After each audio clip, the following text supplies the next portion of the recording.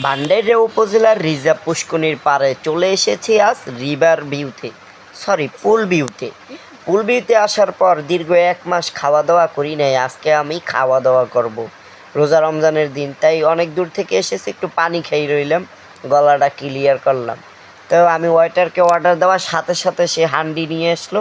Wow, কি সুন্দর Saint! এই সেন্ট দেখতেই আমার পেটটা ভরে গেছে।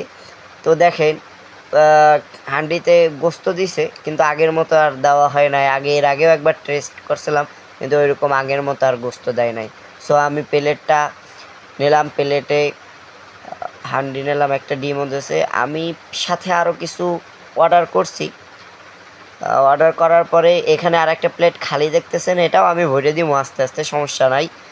এই আমি খাইতেছি, বাহ, খুব সুন্দর লাগতেছে। অনেক দিন পর এই হান্ডিটা আবার টেস্ট করলাম। আমি বেশিরভাগই এই পুল ভিউতে হান্ডিটা টেস্ট করার জন্য আসি।